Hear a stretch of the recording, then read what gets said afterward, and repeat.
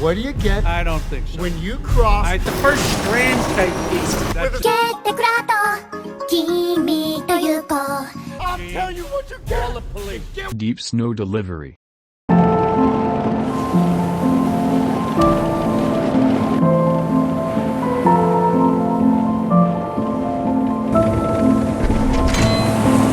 About 9 months ago, I met a guy who wanted to get into game design. He was an artist, so he was looking for a coder. I was a game design graduate, so I was unemployed. I just want a friend. I wanted to push him to get better with 3D modeling and learn Substance Painter, so I insisted we make a game with a realistic art style, 1 to 2 character models, and about 20 environment or prop models. We did some brainstorming, but found a problem. Our taste in games couldn't possibly be more different. He wanted to make cutesy anime Nintendo baby games while I was into horror games, survival games, or anything with a good story. But there was one thing we had in common, and I had recently gotten him to watch my favorite anime, Girls' Last Tour.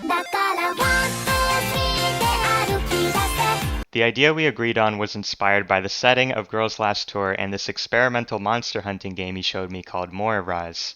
It was going to be about hunting down and killing a giant robot monster called a weather beast. You were going to do this in a tank, but the tank's core mechanic was actually not the claw arm at first. It was a junk cannon, similar to the junk jet from Fallout.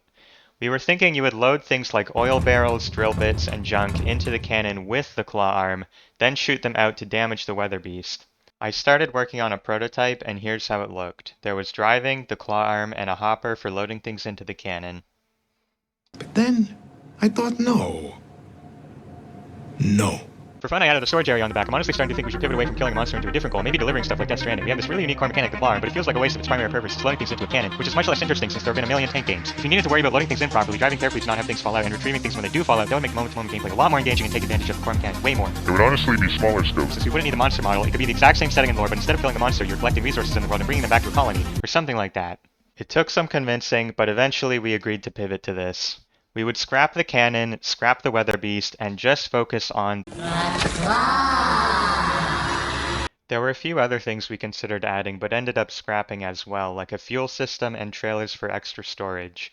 But aside from that, the concept was basically what you see in the final game. Collect and sell junk and make deliveries.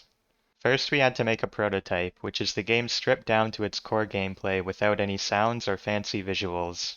At the end of the day, if a game has bad core gameplay, no amount of polish or visuals will make it good, so the goal is to test just the gameplay alone. You may be wondering what's going on with the camera when I use the claw here. Me and my friend never actually discussed what the camera view would look like.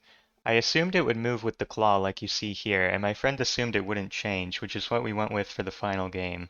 My thinking originally was that depth perception would be an issue with the camera zoomed out, which was a problem in the end, but it probably would have been a bigger problem to give players motion sickness from the camera wobbling around so much. I added some clouds, fog, and snow to help set the mood, which again, don't do this for prototypes, do as I say, not as I do. That made it so you couldn't see the bumps on the ground anymore. I gave the vehicle a headlight to fix the issue, but in the final game the world was way brighter anyways, so if you ever wondered why the game has a useless headlight upgrade, that's why. I started planning out how the junk economy would work, thinking each settlement would have items native to their area which would become more valuable to farther settlements. I also added retrieval missions so that each settlement would have a few items they really wanted that would sell for twice as much.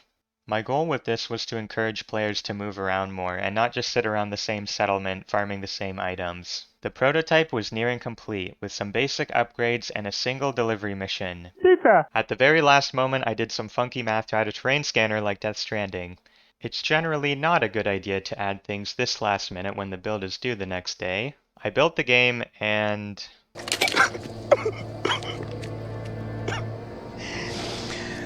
Oh, no. I fixed it. And the prototype was done.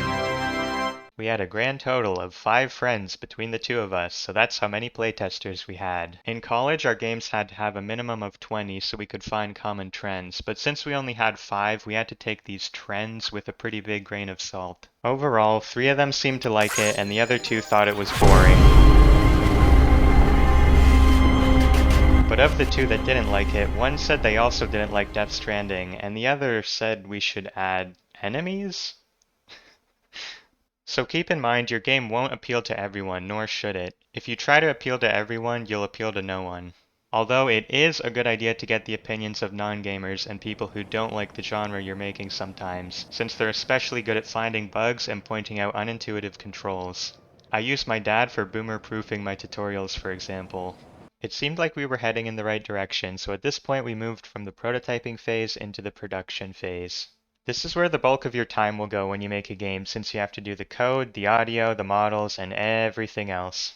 That's why it's so important to have a good prototype before this phase, otherwise you can end up redoing huge chunks of work. I made the turret rotate to face where your camera is looking and did some funky math to generate the claw spline and tread splines. After that, even more funky math for instancing meshes along them. Item scanner, tread spikes, nanite snow deformation. Never mind virtual height field snow deformation. And even more funky math for spawning crates to be piled up properly. At this point, I finally started on the sound design. In the end, I got a lot of good feedback on the sounds, and I think that should be proof that you don't need to spend money on sound effects. The only money I've spent on sound design was for buying FL Studio years ago, which I use for some basic effects like filtering out frequencies I don't like or changing a sound's pitch. Aside from that, not a single penny was spent for sound effects. The sites I use are Zapsplat, Pixabay, Freesound, YouTube Sound Effects Library, and Adobe Sound Effects, typically in that order. If I'm really desperate, I just look on YouTube. Sometimes it really is just a matter of sitting down and spending hours looking for that perfect sound, but if it's taking you forever, it's a good idea to take a break and look for other sounds. I found the spike sound for the tread spikes while looking for the sound of your claw grabbing things, for example. Also, I added a low-pass filter when you zoom the camera out. While I was doing this, my friend was working on the tank model. It was taking longer than I expected, and I was worried it would have issues when we re-imported, since I already coded so much for the placeholder tank. Finally, we got it imported and...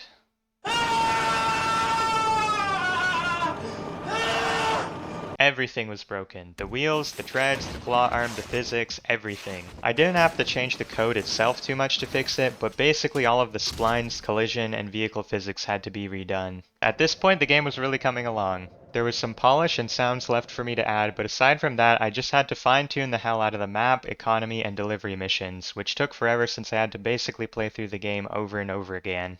My friend was making models for the environments, and at first I told him to unwrap everything, but then I remembered. So, if we stretch the object too much, then it's probably gonna break. But if we use a tri-planar material... Up until this point, we weren't really sure how we wanted the game to end. My friend suggested having a giant tower in the middle of the map and having the final mission be to deliver something to it. But what could that something be? Thermobaric bomb!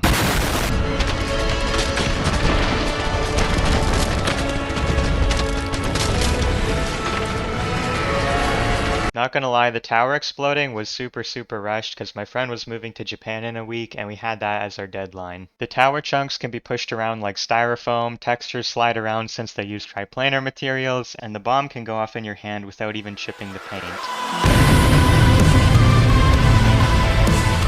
I made a trailer and posted it to my channel, hoping it would have maybe 500 views after a month.